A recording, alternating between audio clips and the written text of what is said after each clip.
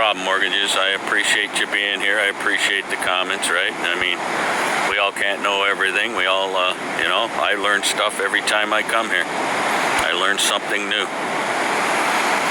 There's plaques and stuff for everything that tells you about it if you don't know it, in French and English, because Canada's a bilingual country, which I'm very proud of, that we can have other nationalities live within us and still be Canadians. And that's the thing about Canada. We're barge is right there.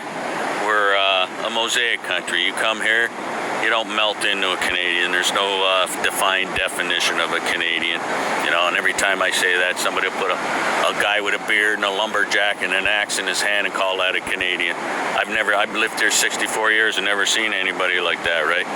When I was going to school, I went to school with Vietnamese boat people. My best friend was Pushkar Kaboli from India. I had people from England. And I was probably the only guy on my high school bus that was actually born in Canada.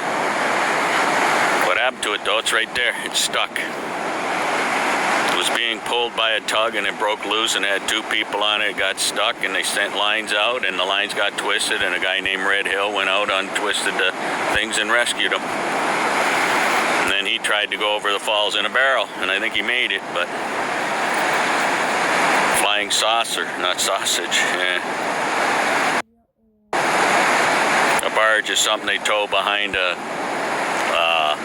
tugboat that carries stuff, right? It's not a boat. It has no engine, no rooms, nothing. It's just a barge and it holds a lot of stuff. It was empty when it went, right?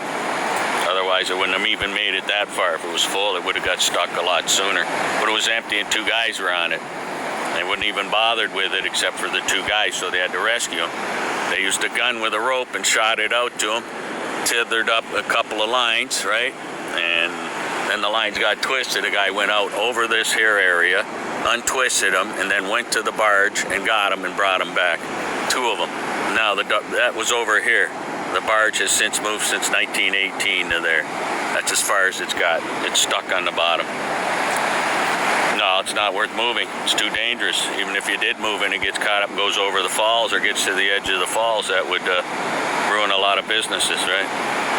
So, and metal ain't worth nothing anymore, right? Might be worth $2-3 grand. It would cost you $25, $50, $100,000 to get it out. So it's just gonna stay there. No, they can't airlift it. Plus, you'd put people's lives at risk to try and do that, right? Somebody would have to go down there and attach it and move it around, and it's not worth it. Then you'd need one of them big Chinooks, probably two of them, to lift it up, because it's probably 10, 15 tons. No problem, McLean. I'm happy you're here. I enjoy it. I enjoy doing this. I enjoy sharing it. I get up in the morning. I'm retired now. I need something to do. It's like I always say, there's three things in life you need. Something to look forward to, something to do, and someone to love. So I look forward to doing this. I love doing it. I love my family. I love my wife. And life's good for me. And if I can share with somebody who's having a bad day and they see this and it makes their day better, it makes me all better. Oh yeah, Melbourne, Australia. Yeah, my wife fell in love with the Aussies on our cruise, right? So we're planning to probably go there to Brisbane for a cruise from there to back to Japan, back to Alaska, and then back to the U.S. Nah, last time I was there, one armband won $3,500, but I gave it back, right? I won 50 grand at the racetrack. Well, thanks, Stars Bloom. I appreciate that. That's part of the, I was doing this long before TikTok, before anything live. I'd come here and just take pictures and stare at the sun. It was my zen, right? It's where I felt at peace. It's where I felt life is worth living, right? Some other people, it's a place where it's the good and the bad. Maybe that's part of the attraction as well. It's so beautiful and so nice and so scary and eerie at the same time. But I've always gotten up and done the sunrises, at least for the last 5 years, and mainly because of COVID, right? Being trapped inside. I could come out here and nobody would be here and get beautiful sunrises. And then I found TikTok and I started sharing it on there and people like it, so why not? I mean, I'm here anyways. And and I'm a boomer. I love to talk, and I talk a lot, and I talk often. No, you can't put anything to the river. You'll get arrested. You'll get fined. Can't throw any garbage over. Oh, I'm glad you're here, Ann. I appreciate it as much as you do, you know. Yeah, you can walk across the border, right where that tower is over there. There's the Rainbow Bridge. You can walk over to the U.S. and back, but you gotta have a passport, or a Nexus, or an Indigenous card, because there's 6 Nation Indians here, and they're Indigenous. They're allowed to cross freely, right? Because it's their Turtle Island. Yes, there's cameras on here always, and there's somebody watching the cameras always. Mostly over there, but when people decide to jump in, they can't see their faces and everything, but they can see them doing it. No, you can't canoe anywhere near here.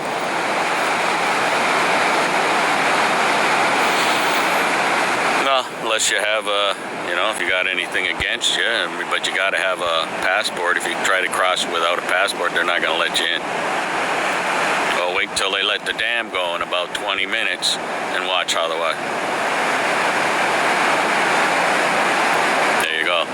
But I've seen one where a guy jumped off the bridge and they didn't notice it until family members came there saying he was going to do it and he was going to do it here. And so they went through the film, and sure enough, they saw it. Why can't you leave the country? You're a criminal? You can still get a passport if you're a criminal. Right? It just proves who you are. Because they do it every day at 8 o'clock. They shut it down every night at 8 o'clock. During the tourist season, it's a little different. They might do it at 7 and 7. There's an agreement with the tourist industry and the power industry that they have to have 2.5 million gallons of water per minute going over the falls during tourist time. And tourist time's 8 a.m. in the morning till 8 p.m. at night. No, I'm on the Canadian side. That's the U.S. side there. Well, to there. That's the first state park in America, right? No, 2.5 million gallons. Right now, there's probably only 1 million, right? And that dam right there is holding the water back. 8 o'clock, they let the dam go, and all this here will fill in, and we'll watch. See all that dry land there? No, you can't dump anything into the river. They see you, they're going to come and tap you on the shoulder, and they're going to take you in and talk to you and probably fine you, especially if you throw garbage over, right? I have, what do you call it, one of these things that you can Wi-Fi to it, right? And I was going to throw it in, and you can watch it float in the water and go over. If I get caught doing that, it would be a big time fine. So, you don't do it. They would fine you for that. Right, if you do some stupid crawl over the railing and slide down, and they won't fine you for that, but they'll give you a warning. And if you jump in and go over, of course they're not going to fine you because they're not going to find you. Well, if you're tossing coins, you're just wasting your money, right? And if they see you, you know, they don't see anything. It's hard to see a coin on the camera. Like if I tossed a coin in front of me here, you probably wouldn't even see it. You'd think it was an insect. But if you throw a beach ball, they're going to see you. That's a pretty big item.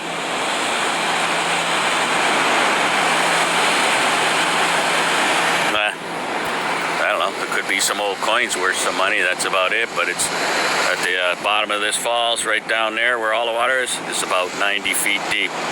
And you couldn't swim under there with all that water coming down and following. It's pretty turbulent. And over to the side is all rocks.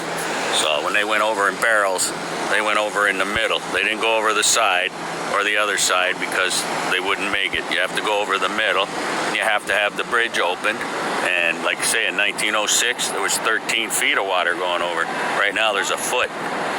And during the day, there's 3 feet. The rest is all diverted for power. And like I say, the U.S. wanted to just tap the whole thing, right, and do industry. If you go over there, there's a lot of industry because in the 1900s, it was the only way to get power. Right, it was hydro. They didn't have nuclear. They didn't have diesel generators. They didn't have all. Well, they went over to become famous, right? Like that lady that was a school teacher, the very first one to do it, 1906, with her cat, became famous because of that. And she's still somewhat famous.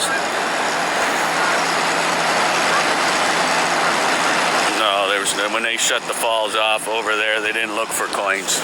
They put rebar into the rock and helped to hold it together. They didn't look for anything. Yeah, the adrenaline rush, but she became famous from that. She went in her, you know what people dressed like in 1906? She had the long hair, she had the big hat, or the long dress, long hair, the big hat that they called fascinators, and she held on to her cat, and they threw her in. Back then it was legal, so.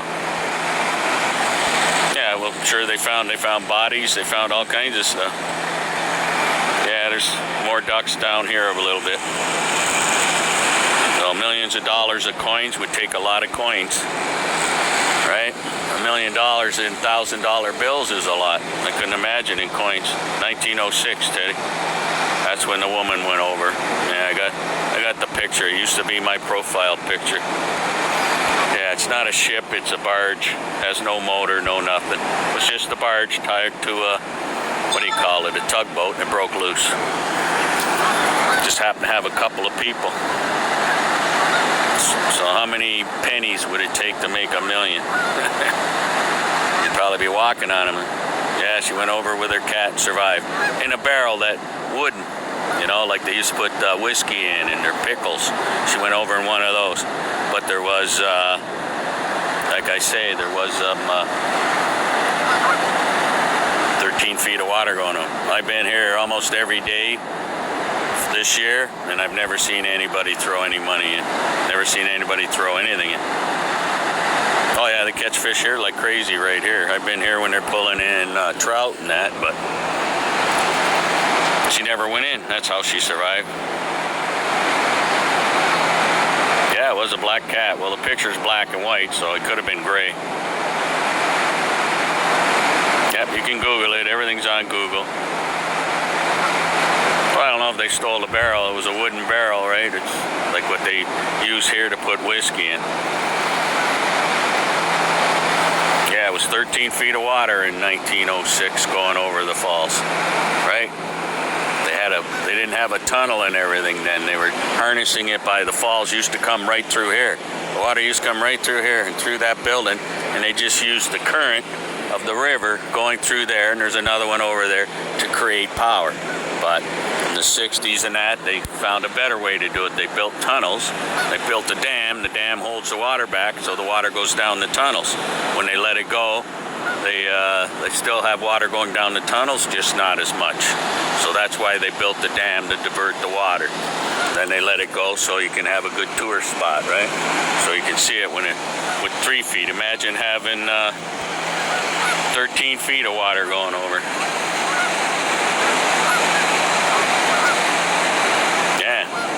Now it's down to 3 feet. So imagine, you see the mist from the falls now, imagine that. And they had no fencing here, nothing there. You could walk right to the edge and look over. They actually let people, when it froze down below the falls, they actually let people walk out there, calling it an ice bridge. And if you fell through, you were done, right? Yep, you can look it up. Don't take everything I say as gold. Check it out. Opens at 8, just about 8 o'clock. Well, the tunnels are probably, I don't know, somebody on here would know. They're probably 30 kilometers long through solid rock. There's 3 on the Canadian side, 1 on the American side. And according to the plaque up there, they started one in 2003 and finished it in 2015. And I can remember coming here when they had all the equipment there and they were doing all that. And it was a big boring machine that went down there. I don't know how old it is, but it's got coating on it. Right? Before they didn't have the fencing, they just had the poles, right? Now they got the fencing. Well, the falls never freezes. It freezes above and below. The water going over the falls can't freeze because it's moving, but I live right on Lake Erie, and Lake Erie hasn't frozen in 2 years. 3 years ago, I was out on the ice taking sunrise pictures over Buffalo, coming up out of the lake where there's nothing impeding it, right? And you got all the white snow on the ice, and it was gorgeous, but the last 2 years you haven't had anything. Oh no, there's 4 Great Lakes feeding this. They say the one, Lake Superior, it would take 650 years to drain the lake at 3 feet of water going over. You know, 2.5 million gallons a minute, because Lake Superior is so huge. So you got Michigan, you got Georgia, Lake Huron, and Lake Erie all draining into here. It'll never run out. Yeah, Lake Erie or Lake Ontario doesn't freeze because it's so deep and the water keeps moving, and pollution. Lake Erie's shallow, and it used to freeze every year. Back in the 70s, it freeze over totally, but it hasn't done that in years. And you can blame that on global warming, nothing else. I've lived here all my life, and it's getting warmer every year. We're getting less and less snow. I bought a snowblower. I used it once, and that was just to clear the end of my driveway. When I was a kid growing up, there goes a blue heron. Oh, fighting another blue heron. Let's see if we can zoom in on those guys. They're cool birds. There's one flying away. Now they should be heading south, right? Winter's coming. I don't see the other one. They're all seagulls, but this should all fill in soon.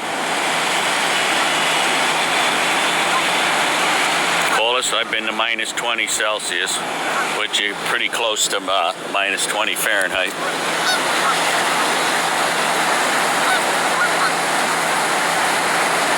That's what's happening right now. We just hit the winter equinox. The Earth is tilting now. Like I say, in the summer, the sun's over Lake Ontario because the Earth tilts so far forward, we're getting a direct line of the sun. Now the Earth's tilting back, right? And the sun's going further south. And we're actually closer to the sun in the winter than we are in the summer by like 4 million miles. Yeah. And don't come here because it gets below 60 more than not. Here comes all the Canada geese. They know they're going to open the bridge. They know it's going to open, and then the food comes, right? Because everything in the river they've been holding back is food. Then they let it go. And as you'll see, this water will rise in about 15 minutes, and it'll take over all. And I don't know what happens to this because I've never seen this before. It's pretty cool. And then you'll start seeing water where these rocks, those are probably, let me see. No, they're rocks, but it looks like something they built almost, right? But they're rocks, and they hold the water back, and they're like mini little falls everywhere, right? Right, those are rocks. But here where I'm standing, they built this wall, and that was to help divert the water through this power station. Now, this power station closed in 1974 because they built these tunnels and this bridge, and it puts all the water down there, so this is useless. No water comes through here anymore, so they filled it in. Water used to come all the way around here and down over where Table Rock is and go over the edge there, and they had all kinds of wheels creating electricity and picking up electricity. Well, now they filled that all in, and it's all controlled to the one area, right? For tourists. Like the falls ain't man-made, but everything above it pretty much is. Yeah, the rusted, it's a barge. It's not a boat. It never had an engine or anything. It's right there. That's it right there. And it's just going in pieces. There's no way it's going to get past all these rocks. See all these rocks? Right? And then you can see the Ferris wheel on Clifton Hill in the background. That's the old, well, the newer casino, one of the casinos, and the Sheraton Hotel, right? That was built 1924, but they built over top of it and added more. And right here where the U.S. one is, the Seneca Nation Casino, owned by the Seneca Nations. There used to be just a convention center there, and that's where I saw Kiss and a couple other bands. My 16th birthday went there, 1976, to see Kiss. Back when I got teased in school for being a Kiss fan, being in the Kiss Army. People laughed at me, right? Yeah, this is up higher. We were down lower before, right? So we're up higher here, so we got 13 to let it go.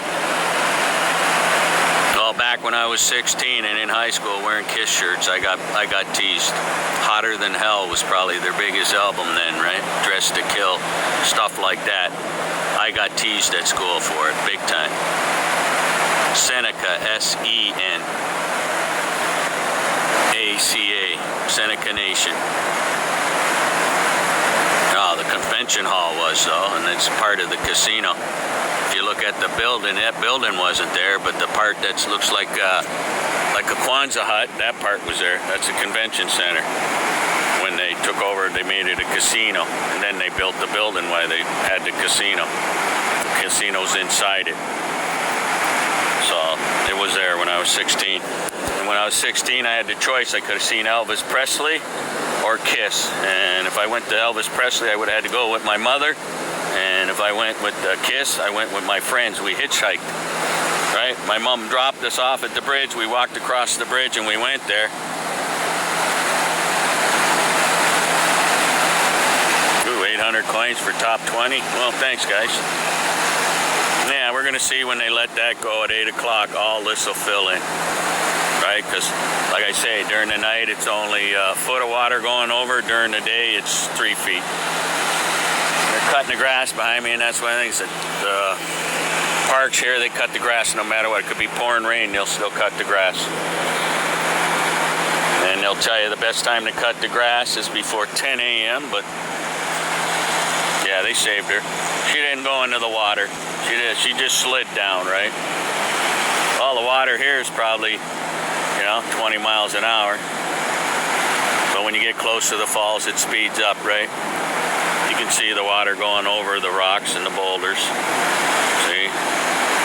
Then eventually they'll lower them doors. The doors are in the water and they come up from the water up. They don't come from the top down, right? That way it holds it better and it's easier. No, it's not. They got a plaque. If you go to the right down here to behind the falls, they got a plaque there. It tells you exactly how much water is allowed over. Yeah, the lady wasn't very far down. She was about 10 feet, but she couldn't get back up because the grass is so slippery. Plus 27, yikes. Yeah, here right now, it's probably 18 degrees, 64, 65 Fahrenheit. I'll get you into the For You page with a rose.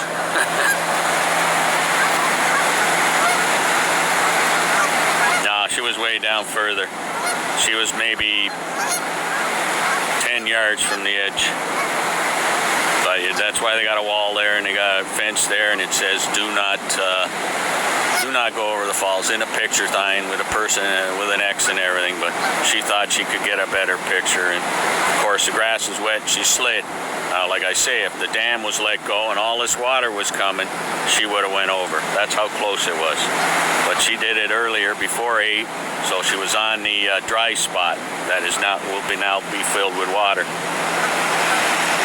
Well, most of these Canada geese, they stay here all year now.